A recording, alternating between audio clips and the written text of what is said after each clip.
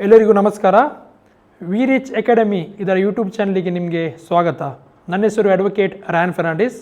V Rich Academy CA, CS ಮತ್ತು CMA ವಿದ್ಯಾರ್ಥಿಗಳಿಗೆ ಕಳೆದ 9 ವರ್ಷಗಳಿಂದ ಕೋಚಿಂಗ್ ನೀಡ್ತಾ ಬಂದಿದೆ ಉಡುಪಿ ಜಿಲ್ಲೆಯಲ್ಲಿ. ಈಗ ಯೂಟ್ಯೂಬ್ ಚಾನಲನ್ನು ಮಾಡಿ CA, CS ಮತ್ತು CMA ಆಸ್ಪಿರೆಂಟ್ಸ್, ಅದೇ ರೀತಿ ಯಾರಿಗೆಲ್ಲ CA, CS, CMA ಅನ್ನು ಆಪ್ಟ್ ಮಾಡಬೇಕಂತ ಮನಸ್ಸಿದೆ ಅಂಥ ವಿದ್ಯಾರ್ಥಿಗಳಿಗೆ CA, CS, CMA ಕೋರ್ಸ್ ಬಗ್ಗೆ ಕೆಲವೊಂದು ಮಾಹಿತಿ ನೀಡಲಿಕ್ಕೆ ಈ ಯೂಟ್ಯೂಬ್ ಚಾನಲಲ್ಲಿ ನಾವು ವೀಡಿಯೋಸನ್ನು ಮಾಡ್ತಾ ಇದ್ದೇವೆ. ಸೊ ಇವತ್ತು ವಿಡಿಯೋ ಬಂದುಬಿಟ್ಟು CS ಎಕ್ಸಿಕ್ಯೂಟಿವ್ ಸ್ಟೂಡೆಂಟ್ಸಿಗೆ, ಯಾರೆಲ್ಲ CS ಎಕ್ಸಿಕ್ಯೂಟಿವ್ ನೆಕ್ಸ್ಟ್ ಎಕ್ಸಾಮ್ ಬರಲಿಕ್ಕೆ ಇದ್ದಾರೆ, ಅದೇ ರೀತಿ ಯಾರಿಗೆಲ್ಲ CS ಮಾಡಬೇಕಂತ ಇಂಟ್ರೆಸ್ಟ್ ಇದೆ ಅವರಿಗೆ ಈ ವಿಡಿಯೋ ತುಂಬ ಇಂಪಾರ್ಟೆಂಟ್. ಯಾಕಂದರೆ ಇಲ್ಲಿ ನಾವು ಈಚ್ ಆ್ಯಂಡ್ ಎವ್ರಿ ಲೆಸನನ್ನು ಡಿಸ್ಕಸ್ ಮಾಡ್ತೇವೆ. ಸೊ ಈ ವಿಡಿಯೋಲಿ ನಾನು ಒಂದು ಲೆಸನನ್ನು ಡಿಸ್ಕಸ್ ಮಾಡ್ತೀನಿ. ಎಕ್ಸಾಕ್ಟ್ಲಿ ಆ ಲೆಸನಲ್ಲಿ ಯಾವ ಟಾಪಿಕನ್ನು ನೀವು ಓದ್ತೀರಿ ಎಕ್ಸಾಮಿಗೆ ಮತ್ತು ಯಾವುದೆಲ್ಲ ಸಬ್ ಟಾಪಿಕ್ಸ್ ಆ ಒಂದು ಲೆಸನಲ್ಲಿ ಕವರ್ ಆಗಿದೆ. ಸೊ ಇವತ್ತಿನ ಟಾಪಿಕ್ ಬಂದುಬಿಟ್ಟು ಲೆಸನ್ ನಂಬರ್ 2. ಇದು group 1 paper 1 CS executive jurisprudence, interpretation and general laws ಆ ಸಬ್ಜೆಕ್ಟಲ್ಲಿ ಬರುವ ಲೆಸನ್ 2 ಅಲ್ಲಿ ಕಾನ್ಸ್ಟಿಟ್ಯೂಷನ್ ಆಫ್ ಇಂಡಿಯಾ, ಭಾರತದ ಸಂವಿಧಾನ. ಸೊ ಇದರ ಬಗ್ಗೆ ನಾವು ಇಲ್ಲಿ ಅಂಡರ್ಸ್ಟ್ಯಾಂಡ್ ಮಾಡ್ತೇವೆ, ಭಾರತದ ಸಂವಿಧಾನ ಬಗ್ಗೆ. ಸೊ ಫಸ್ಟಿಗೆ ನಾವು ನೋಡುವಂಥದ್ದು framework of constitution of India. So ಈ ಫ್ರೇಮ್ವರ್ಕ್ ಆಫ್ ಕಾನ್ಸ್ಟಿಟ್ಯೂಷನ್ ಆಫ್ ಇಂಡಿಯಾದಲ್ಲಿ ಕಾನ್ಸ್ಟಿಟ್ಯೂಷನ್ ಯಾವಾಗ ಅಡಾಪ್ಟ್ ಆಯಿತು, ಯಾವಾಗ ಎನ್ಫೋರ್ಸ್ ಆಯಿತು. ಸೊ ಈ ಎರಡೂ ವಿಷಯ ಡಿಫ್ರೆಂಟ್. ಎನ್ಫೋರ್ಸ್ ಆದದ್ದು ಜನವರಿ 26ಗೆ 1950, ಅಡಾಪ್ಟ್ ಆದದ್ದು ನವೆಂಬರ್ 26, 1949ಗೆ. ಸೊ ಅದೇ ಥರ ನಾವು ಇಲ್ಲಿ ಪ್ರಿಯಾಂಬಲನ್ನು ಡಿಸ್ಕಸ್ ಮಾಡ್ತೇವೆ.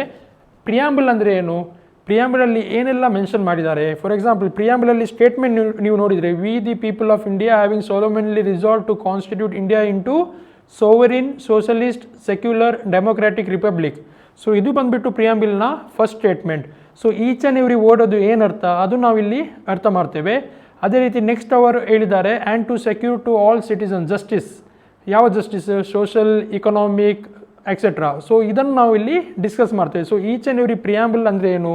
ಪ್ರಿಯಾಂಬಲ್ ಅಂದರೆ ಅದು ಇಂಟ್ರಡಕ್ಟರಿ ಸ್ಟೇಟ್ಮೆಂಟ್. ಅಲ್ಲಿ aims and objective of the Indian people, ಅವ್ರಿಗೆ ಯಾರು ಕಾನ್ಸ್ಟಿಟ್ಯೂಷನ್ ಫ್ರೇಮ್ ಮಾಡಿದ್ದಾರೆ, ಅವ್ರ ಕಾನ್ಸ್ಟಿಟ್ಯೂಷನ್ ಅದು ಏನು ಏಮ್ಸ್ ಆ್ಯಂಡ್ ಆಬ್ಜೆಕ್ಟಿವ್ ಇದೆ ಅದನ್ನು ಅಲ್ಲಿ ಮೆನ್ಷನ್ ಮಾಡಿದ್ದಾರೆ. ಸೊ ಅದರ ಬಗ್ಗೆ ನಾವು ಅಲ್ಲಿ ಡಿಸ್ಕಸ್ ಮಾಡ್ತೇವೆ. Next fundamental rights. ಓಕೆ, ಈಗ ಫಂಡಮೆಂಟಲ್ ರೈಟ್ಸ್ ಆರ್ಟಿಕಲ್ 12 ಇಂದ ಸ್ಟಾರ್ಟ್ ಆಗುತ್ತೆ. ಅಲ್ಲಿ ಆರ್ಟಿಕಲ್ 12 ಸ್ಟೇಟ್ ಅಂದರೆ ಏನು, ನೆಕ್ಸ್ಟ್ ಆರ್ಟಿಕಲ್ 13 ಲಾ ಅಂದರೆ ಏನು, ಮತ್ತು 6 ಟೈಪ್ಸ್ ಆಫ್ 6 ಕ್ಯಾಟಗರೀಸ್ ಮಾಡಿದ್ದಾರೆ ಫಂಡಮೆಂಟಲ್ ರೈಟ್ಸನ್ನು. ಅದು right to equality, right to freedom, right against exploitation, right to religion. Next ಬರುವಂಥದ್ದು ಕಾನ್ಸ್ಟಿಟ್ಯೂಷನಲ್ ಆ್ಯಂಡ್ ಎಜುಕೇಷನಲ್ ರೈಟ್ಸ್ ಮತ್ತು constitutional remedies, cultural and education rights. So ಹೀಗೆ 6 ಹೆಡ್ಡಿಂಗ್ಸ್ ಮಾಡಿ ಅವರು ಅದರಲ್ಲಿ ಸಬ್ ರೈಟ್ಸ್ ಕೊಟ್ಟಿದ್ದಾರೆ. ಸೊ ಈಚ್ ಆ್ಯಂಡ್ ಎವ್ರಿ ರೈಟ್ಸನ್ನು ನಾವು ಓದಬೇಕು. ಅದೇ ಥರ ಯಾವುದೆಲ್ಲ ರಿಸ್ಟ್ರಿಕ್ಷನ್ಸ್, ಈಗ ಫಂಡಮೆಂಟಲ್ ರೈಟ್ ಆಬ್ಸಲ್ಯೂಟಾ, ಅದು ಆಬ್ಸಲ್ಯೂಟ್ ಅಲ್ಲ, ಅದು ಲಿಮಿಟೆಡ್. ಸೊ ಯಾವಾಗೆಲ್ಲ ರಿಸ್ಟ್ರಿಕ್ಷನ್ ಇಂಪೋಸ್ ಮಾಡ್ಬೋದು, ಯಾವ ಥರ ರಿಸ್ಟ್ರಿಕ್ಷನ್ ಇಂಪೋಸ್ ಮಾಡ್ಬೋದು. ಅದೇ ರೀತಿ ಕಾನ್ಸ್ಟಿಟ್ಯೂಷನಲ್ ರೆಮಿಡೀಸಲ್ಲಿ ಯಾವ ಥರ ರಿಟ್ ಇದೆ ಅದನ್ನು ನಾವಿಲ್ಲಿ ಡಿಸ್ಕಸ್ ಮಾಡ್ತೇವೆ. Next directive principles of state policy. ತುಂಬ ಸ್ಟೂಡೆಂಟ್ಸಿಗೆ ಈ directive principle of state policy ಅಂದರೆ ಏನು ಅನ್ನುವ ಕಾನ್ಸೆಪ್ಟ್ ಅಲ್ಲಿ ಸ್ವಲ್ಪ ಅವರಿಗೆ ಕ್ಲಾರಿಟಿ ಇಲ್ಲ. ಈ directive principles of state policy ಏನಿದೆ ಅದು ಜಸ್ಟ್ ಒಂದು ಗೈಡ್ಲೈನ್ಸ್. ಈಗ ಪ್ರಿನ್ಸಿಪಲ್ಸ್ ಮತ್ತು ರೂಲ್ಸಿಗೆ ಡಿಫ್ರೆನ್ಸ್ ಇದೆ. ರೂಲ್ಸ್ ನೀವು ಫಾಲೋ ಮಾಡಿದರೆ ಲಾ ನೀವು ಫಾಲೋ ಮಾಡಿದರೆ ನಿಮ್ಮ ವಿರುದ್ಧ ಆ್ಯಕ್ಷನ್ ತಗೊಳ್ತಾರೆ. ಅದೇ ರೀತಿ ಪ್ರಿನ್ಸಿಪಲ್ಸನ್ನು ಫಾಲೋ ಮಾಡಿದರೆ ಯಾರ ವಿರುದ್ಧ ಸಹ ಯಾರು ಆ್ಯಕ್ಷನ್ ತಗೊಳ್ಳಲ್ಲ. So directive principle of state policy ನಮ್ಮ ಕಾನ್ಸ್ಟಿಟ್ಯೂಷನ್ ಮೇಕರ್ಸ್ ಅದನ್ನು ನಮ್ಮ ಕಾನ್ಸ್ಟಿಟ್ಯೂಷನಲ್ಲಿ ಆ್ಯಡ್ ಮಾಡಿದ್ದಾರೆ. ಏನಂತ, ನಿಮಗೆ ಫ್ಯೂಚರಲ್ಲಿ ಬೇಕಾದರೆ ಈ ಪ್ರಿನ್ಸಿಪಲ್ಸನ್ನು ನೀವು ಇಂಪ್ಲಿಮೆಂಟ್ ಮಾಡ್ಬೋದು. ಇಲ್ಲಿ ಈ ಪ್ರಿನ್ಸಿಪಲ್ಸನ್ನು ಗೌರ್ಮೆಂಟ್ ಫಾಲೋ ಮಾಡಲೇಬೇಕಂತಿಲ್ಲ.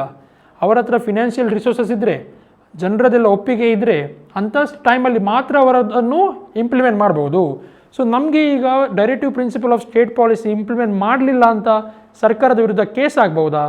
ಇಲ್ಲ, ನಮಗೆ ಕೇಸ್ ಹಾಕಲಿಕ್ಕೆ ಆಗಲ್ಲ. ಅದೇ ರೀತಿ ಫಂಡಮೆಂಟಲ್ ರೈಟ್ಸ್ ವಿರುದ್ಧ ಅವರೇನಾದರೂ ಮಾಡಿದರೆ, ಅವ್ರ ಫಂಡಮೆಂಟಲ್ ರೈಟ್ಸ್ ಕರೆಕ್ಟಾಗಿ ಗೌರ್ಮೆಂಟ್ ಪ್ರೊಟೆಕ್ಟ್ ಮಾಡಿದರೆ ಆವಾಗ ನಾವು ಗೌರ್ಮೆಂಟ್ ವಿರುದ್ಧ ಕೇಸ್ ಆಗ್ಬೋದು, ನಾವು ಅದನ್ನು ಎನ್ಫೋರ್ಸ್ ಮಾಡ್ಬೋದು. ಆದರೆ directive principle of state policy ನಾವು ಎನ್ಫೋರ್ಸ್ ಮಾಡಲಿಕ್ಕಾಗಲ್ಲ. ಉದಾಹರಣೆಗೆ ಈಗ ಒಂದು directive principle of state policy ಇದೆ, ಆಲ್ಕೋಹಾಲನ್ನು ಬ್ಯಾನ್ ಮಾಡಬೇಕಂತ.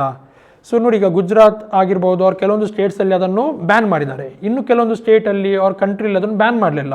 ಸೊ ನಾವು ಹೋಗಿ ಗೌರ್ಮೆಂಟ್ ಅಗೇನ್ಸ್ಟ್ ಕೇಸ್ ಮಾಡಲಿಕ್ಕಾಗಲ್ಲ.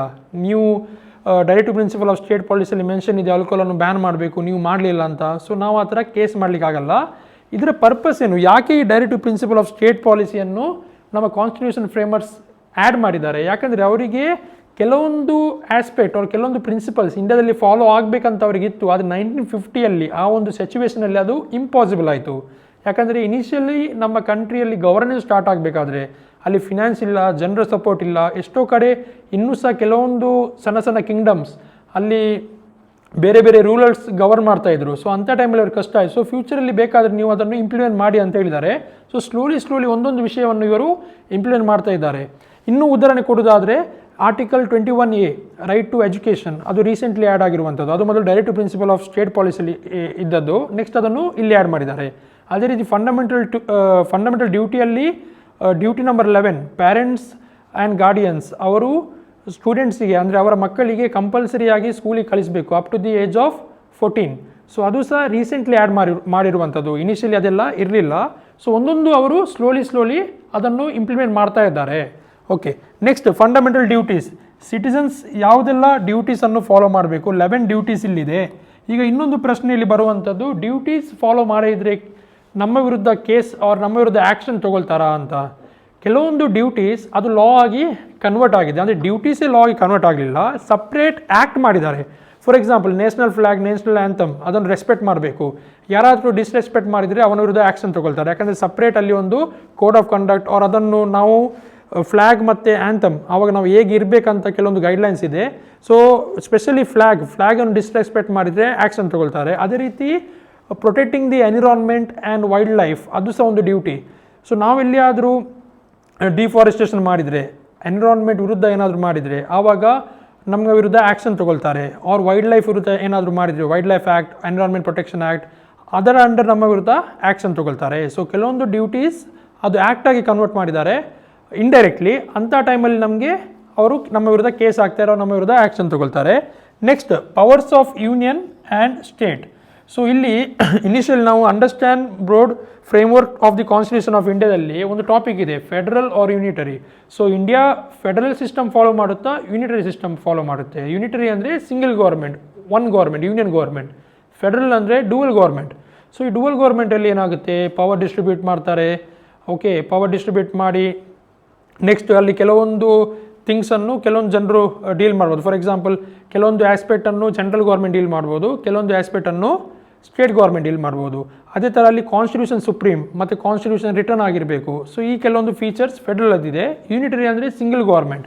ಸೊ ಇಂಡಿಯಾದಲ್ಲಿ ಇದು ಫೆಡರಲ್ ಇದ್ದರೂ ಸಹ ಇಲ್ಲಿ ಕೆಲವೊಂದು ಯೂನಿಟರಿ ಫೀಚರ್ಸ್ ಇದೆ. ಮತ್ತು ಮೇನ್ ಪವರ್ ಇರೋದು ಯೂನಿಯನ್ ಹತ್ರ, ಅದು ರೆಸಿಡ್ಯೂಲರಿ ಪವರ್ ಆಗಿರ್ಬೋದು.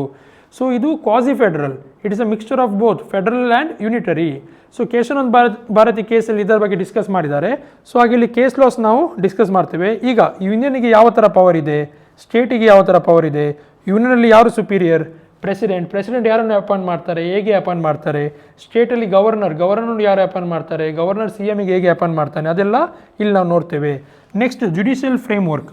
ಇಂಡಿಯಾದಲ್ಲಿ ಯಾವ ಥರ ಕೋರ್ಟ್ಸ್ ಇದೆ, ಎಷ್ಟು ಸುಪ್ರೀಂ ಕೋರ್ಟ್ ಯಾವಾಗ ಸ್ಟಾರ್ಟ್ ಆಯಿತು, ಸುಪ್ರೀಂ ಕೋರ್ಟದು ಪವರ್ ಏನು, ಹೈಕೋರ್ಟ್ ಇಂಡಿಪೆಂಡೆನ್ಸ್ ಮೊದಲು ಹೈಕೋರ್ಟ್ ಇತ್ತಾ, ಅದು ಹೈಕೋರ್ಟಿಗೆ ಕಂಟಿನ್ಯೂ ಆಯಿತಾ, ಸೊ ಹೈಕೋರ್ಟಿಗೆ ಏನೆಲ್ಲ ಜುರಿಸ್ಟಿಕ್ಷನ್ ಇದೆ ಅದು ನಾವು ಇಲ್ಲಿ ಡಿಸ್ಕಸ್ ಮಾಡ್ತೇವೆ.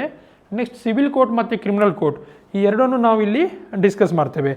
Next legislative process. ಒಂದು ಆ್ಯಕ್ಟ್ ಪಾಸ್ ಮಾಡಬೇಕಾದ್ರೆ ಓಕೆ ಅದು ಯಾವ ಥರ ಪ್ರೋಸೆಸ್ ಇದೆ, ಅದು ಎಲ್ಲಿ ಪಾಸ್ ಆಗಬೇಕು, ಎರಡೂ ಹೌಸ್ ಅದು ರಾಜ್ಯಸಭಾ ಆಗಿರ್ಬೋದು ಲೋಕಸಭಾ ಆಗಿರ್ಬೋದು ಅಲ್ಲಿ ಅದರ ಪಾಸ್ ಆಗಬೇಕಾ. ಅದೇ ರೀತಿ ಸ್ಟೇಟ್ ಲೆವೆಲಲ್ಲಿ ನಿಮಗೆ ವಿಧಾನಸಭಾ ಮತ್ತು ವಿಧಾನ ಪರಿಷತ್ ಎರಡಿದೆ. ಸೊ ಈ ವಿಧಾನಸಭಾ ಮತ್ತು ವಿಧಾನ ಪರಿಷತ್ ಎಲ್ಲ ಸ್ಟೇಟಲ್ಲಿ ಕಂಪಲ್ಸರಿಯಾ, ಎಲ್ಲ ಸ್ಟೇಟ್ ಅವರು ವಿಧಾನ ಪರಿಷತ್ ಮಾಡಲೇಬೇಕಾ? ಆ್ಯಕ್ಚುಲಿ ನೋಡಿದರೆ ಇದು ಕಂಪಲ್ಸರಿ ಅಲ್ಲ, it is the discretion of the state. I think 7 ಸ್ಟೇಟ್ಸಲ್ಲಿ ಮಾತ್ರ ವಿಧಾನಸಭೆ ಮತ್ತು ವಿಧಾನ ಪರಿಷತ್ ಎರಡೂ ಇದೆ. ಎಷ್ಟು ಸ್ಟೇಟ್ಸಲ್ಲಿ ಖಾಲಿ ಒಂದೇ ಲೆಜಿಸ್ಲೇಟಿವ್ ಬಾಡಿ, ಅಂದರೆ MLA or member of legislative assembly ಏನು ಹೇಳ್ತೇವೆ, ಲೆಜಿಸ್ಲೇಟಿವ್ ಅಸೆಂಬ್ಲಿ ಮಾತ್ರ ಇದೆ, ಸ್ಟೇಟ್ ಲೆಜಿಸ್ಲೇಟಿವ್ ಅಸೆಂಬ್ಲಿ. ಅವರು ವಿಧಾನ ಪರಿಷತ್ತನ್ನು ಸ್ಟಾರ್ಟ್ ಮಾಡಲಿಲ್ಲ. Okay, next parliamentary standing committees and their roles. So ಎಷ್ಟು ಥರದ್ದು ಸ್ಟ್ಯಾಂಡಿಂಗ್ ಕಮಿಟಿ ಪಾರ್ಲಿಮೆಂಟಲ್ಲಿದೆ, ಅವರದ್ದು ರೋಲ್ ಏನು ಅದು ನಾವು ಇಲ್ಲಿ ಅರ್ಥ ಮಾಡ್ತೇವೆ. Next writ jurisdiction of high court and supreme court. So article 32 under supreme ಕೋರ್ಟಿಗೆ ಪವರ್ ಇದೆ, ಆರ್ಟಿಕಲ್ 226 ಅಂಡರ್ ಹೈಕೋರ್ಟಿಗೆ ಪವರ್ ಇದೆ. ಸೊ ಅದು ನಾವಿಲ್ಲಿ ಡಿಸ್ಕಸ್ ಮಾಡ್ತೇವೆ. ಲಾಸ್ಟಿಗೆ different type of writ. So 5 types of writ, ಯಾವುದೆಲ್ಲ 5 ಟೈಪ್ಸ್ ಆಫ್ ರಿಟ್ ಇದೆ, ಅದು ಯಾವಾಗ ಯೂಸ್ ಆಗೋದು, ಸೊ ಅದರ ಬಗ್ಗೆ ನಾವಿಲ್ಲಿ ಡಿಸ್ಕಸ್ ಮಾಡ್ತೇವೆ. ಸೊ ಇಲ್ಲಿ ಎಂಟೈರ್ ಕಾನ್ಸ್ಟಿಟ್ಯೂಷನನ್ನು ನಾವು ರೆಫರ್ ಮಾಡಲ್ಲ, ಕೆಲವೊಂದು ಇಂಪಾರ್ಟೆಂಟ್ ಯಾವುದು ನಿಮಗೆ ಪ್ರಾಕ್ಟಿಕಲ್ ಲೈಫಲ್ಲಿ ಆ್ಯಸ್ ಅ CS ಯೂಸ್ ಆಗುತ್ತೆ ಅವ್ರು ನಿಮಗೆ ಯಾವುದ್ರ ಬಗ್ಗೆ ನಾಲೆಜ್ ಇರಬೇಕು, ಸೊ ಅಂಥ ಟಾಪಿಕ್ಸನ್ನೇ ಇವರು ಸಿಲೆಬಸಲ್ಲಿ ಆ್ಯಡ್ ಮಾಡಿದ್ದಾರೆ. ಸೊ ಇದನ್ನು ನಾವು ಇನ್ ಡೀಟೇಲ್ ಆಗಿ ನಮ್ಮ ಈ group 1 paper 1 CS executive paper ಏನಿದೆ ಅದರಲ್ಲಿ ನಾವು ಡಿಸ್ಕಸ್ ಮಾಡ್ತೇವೆ. ನಿಮ್ಗೆ ಏನಾದರೂ ಇದರ ಬಗ್ಗೆ ಡೌಟ್ ಇದ್ದರೆ ನೀವು ಕಮೆಂಟ್ ಮಾಡಿ ನಮಗೆ ಕೇಳ್ಬೋದು. ಅದೇ ರೀತಿ ಇದೇ ಥರ ಬೇರೆ ಸಿಲೆಬಸನ್ನು ಸಹ ನೀವು ಅಂಡರ್ಸ್ಟ್ಯಾಂಡ್ ಮಾಡಲಿಕ್ಕಿದ್ರೆ ನಮ್ಮ ಯೂಟ್ಯೂಬ್ ಚಾನಲನ್ನು ಫಾಲೋ ಮಾಡಿ ವಿಡಿಯೋ ನೋಡ್ತಾ ಇರಿ. ಈ ವಿಡಿಯೋ ನೋಡಿದ್ದಕ್ಕೆ ಧನ್ಯವಾದಗಳು.